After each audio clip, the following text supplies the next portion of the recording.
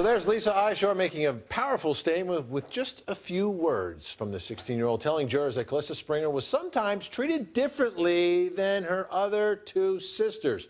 Criminal defense attorney Tamara Holder joins us now to talk about Eyershore's testimony and that testimony that we saw before from Larry Springer, Andrew Springer, Anthony Springer's brother. Tamara, great to see you. First of all, let's begin with the impact of this. If this jury is getting a picture that Calista is like Cinderella, treated differently than the other two sisters. She doesn't get the same clothes. She doesn't get groomed the same way. Obviously, she's getting chained to the bed. And the other two sisters are treated very well. And you've got this half-sister relationship, and the mom is the adoptive stepmom of this girl. That is an ugly picture for the defense because it goes beyond, I think, any allegation of some sort of thing that this girl is suffering from. She's treated differently because she's not blood. Well, you know, being treated differently is unfortunately not a crime. You have two separate crimes here that the state is trying to seek convictions on. You have abuse and you have murder. So just because the stepmother treats her like Cinderella, that does not mean that they're going to be able to sustain but doesn't it go to motive? And because the whole defense is focused on why they were doing what they were doing. They chained her to the bed.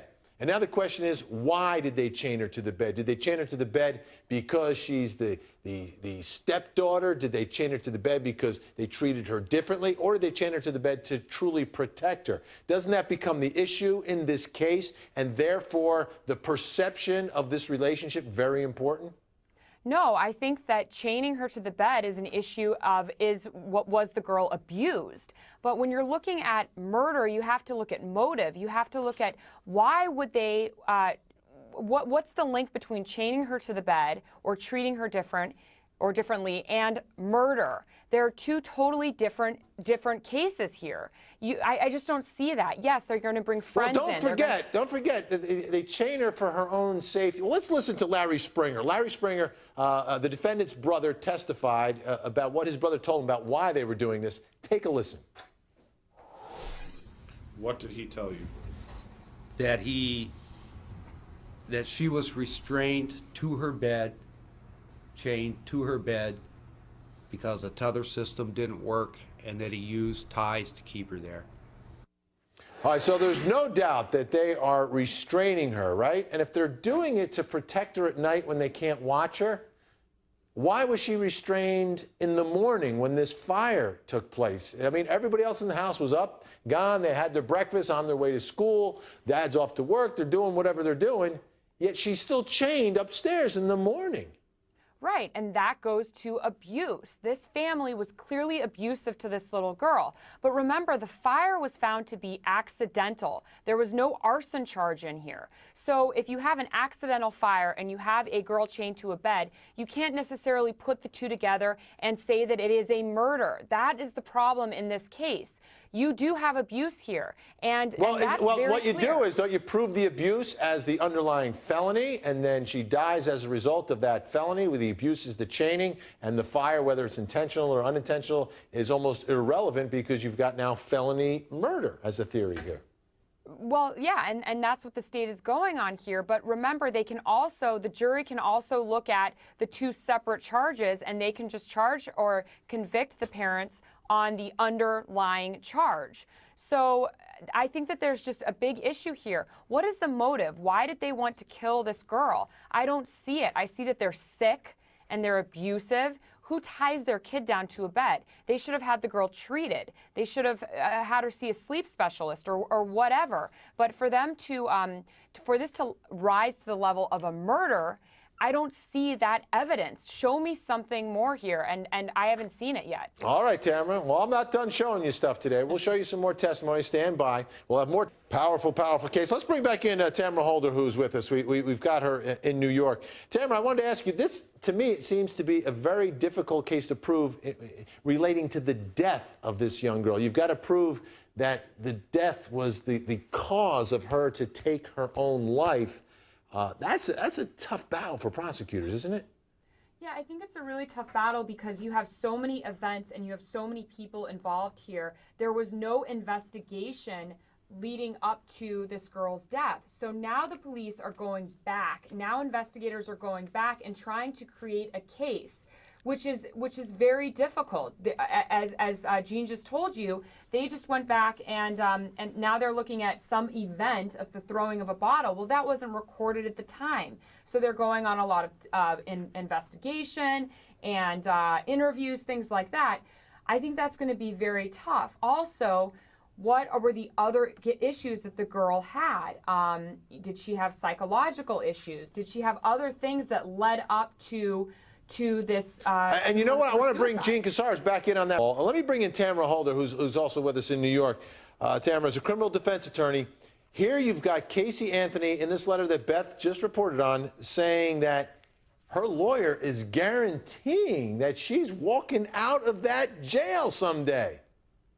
You know, it's funny that you asked that. I actually just wrote that one thing down on my paper right here, guaranteed me. Wow. That's very interesting. See, I have it.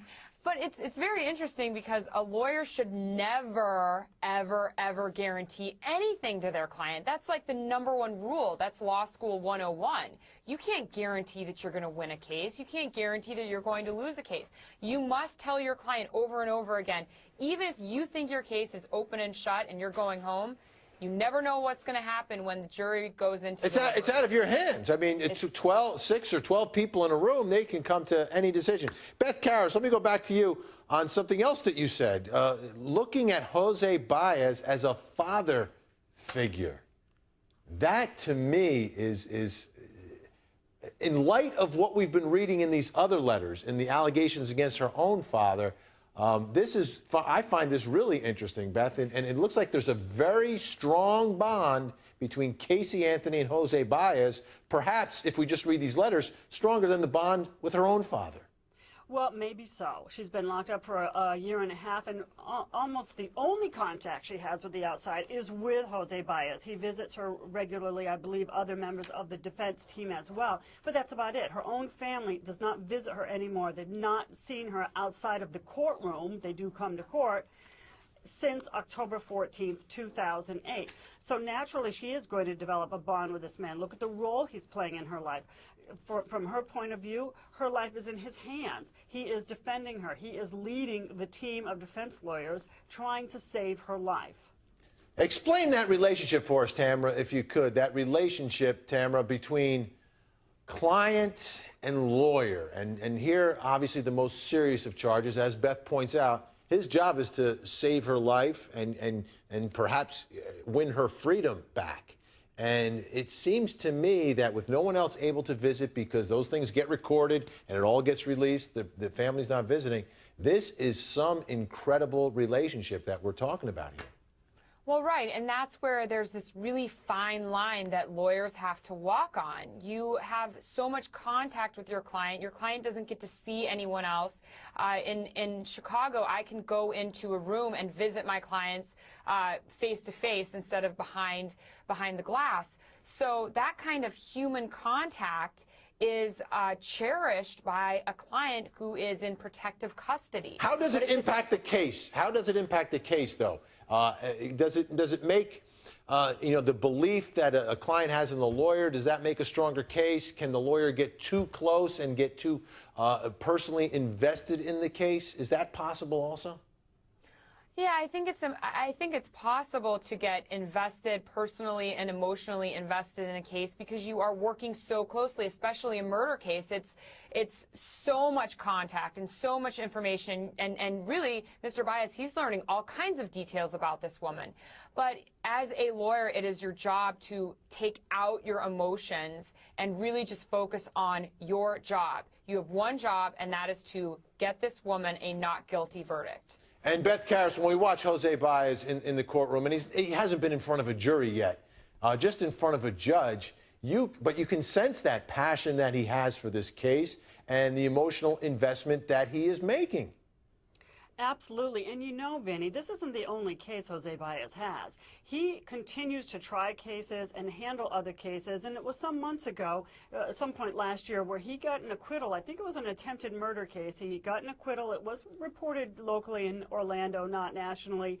But he was quite successful in that case and rightfully proud of himself. And I'm sure he's hoping to continue to hone his skills so that when this case is finally tried, he will be in the best shape possible. So, Tamara, at the end of the day, knowing that Casey believes that she's going to walk out, knowing that she believes she's gotten a guarantee, and at least that's her interpretation of whatever the communications are, how do you prepare that client now when it's time to go to trial and now it's in the hands of a jury?